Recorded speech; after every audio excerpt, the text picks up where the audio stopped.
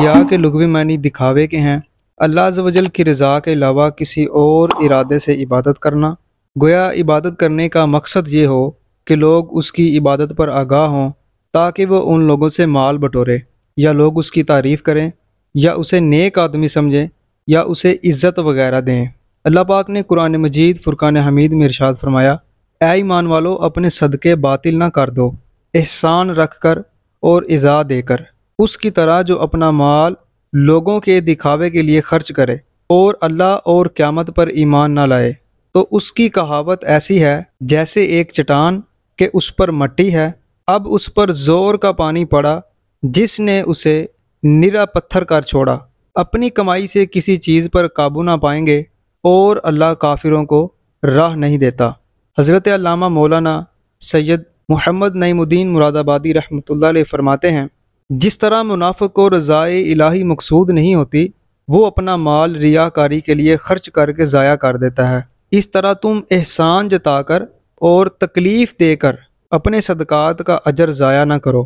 یہ منافق ریاکار کے عمل کی مثال ہے کہ جس طرح پتھر پر مٹی نظر آتی ہے لیکن بارش سے وہ سب دور ہو جاتی ہے، خالی پتھر رہ جاتا ہے، یہی حال منافق کے عمل کا ہے کہ دیکھنے والوں کو معلوم ہوتا ہے کہ عمل ہے، اور بروز قیامت وہ تمام عمل باطل ہوں گے کیونکہ رضائے الہی کے لیے نہیں تھے۔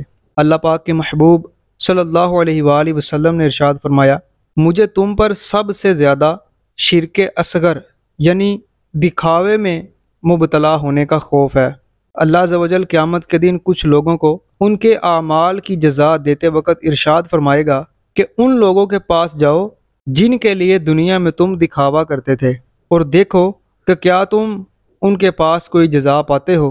اور حضرت سیدنا ابو ہریرہ رضی اللہ تعالیٰ عنہ سے روایت ہے کہ نبی کریم صلی اللہ علیہ وآلہ وسلم نے ارشاد فرمایا، قیامت کے دن اللہ عز و جل اپنے بندوں کے درمیان فیصلہ کرنے کے لیے اپنی شان کے مطابق تجلی فرمائے گا۔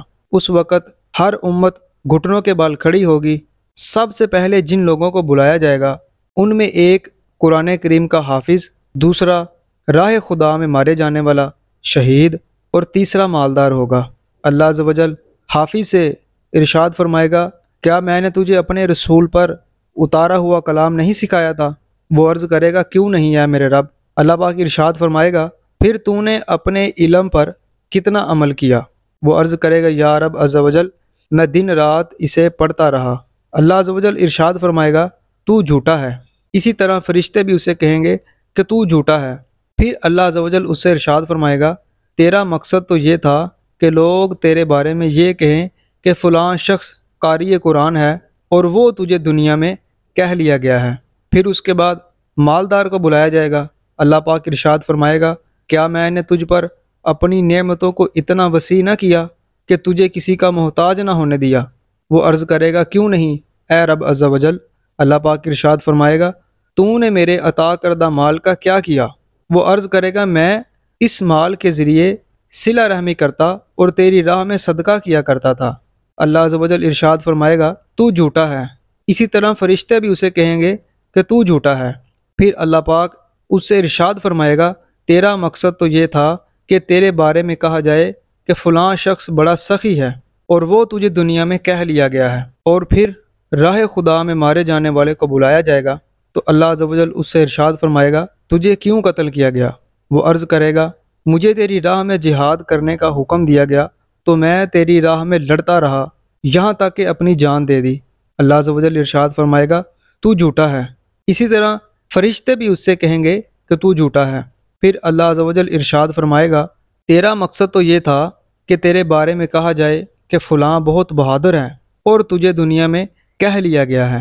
پھر اللہ پاک کے پیارے محبوب صلی اللہ علیہ وآلہ وسلم نے ارشاد فرمایا، اے ابو ہریرہ، یہ اللہ کی مخلوق کے وہ پہلے 3 افراد ہیں جن سے قیامت کے دن جہنم کو بھڑکایا جائے گا۔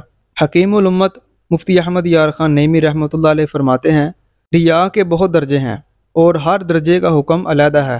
بعض ریا شرک اصغر ہیں، بعض ریا حرام، بعض ریا مکروہ، بعض ثواب، مگر جب ریا مطلقاً بولی جاتی ہے تو اس سے ممنوع ریا مراد ہوتی ہے۔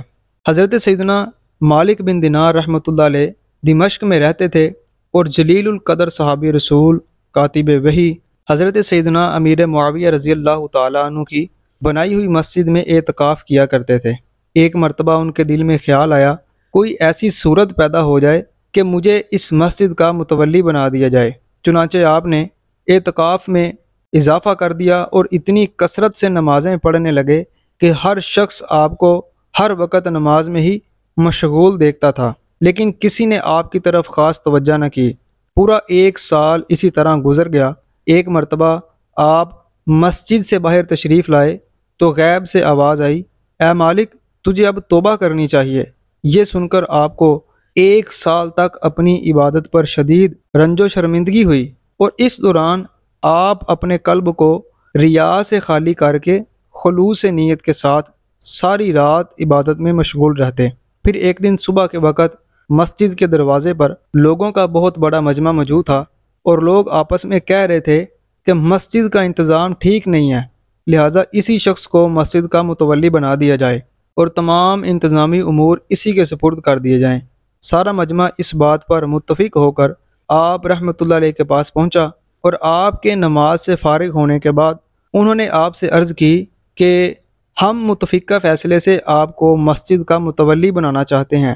یہ سن کر آپ رحمۃ اللہ علیہ نے اللہ عز و جل کی بارگاہ میں عرض کی کہ یا اللہ عز و جل، میں 1 سال تک ریاکارانہ عبادت میں اس لیے مشغول رہا کہ مجھے مسجد کا متولی بنا دیا جائے، مگر ایسا نہ ہوا۔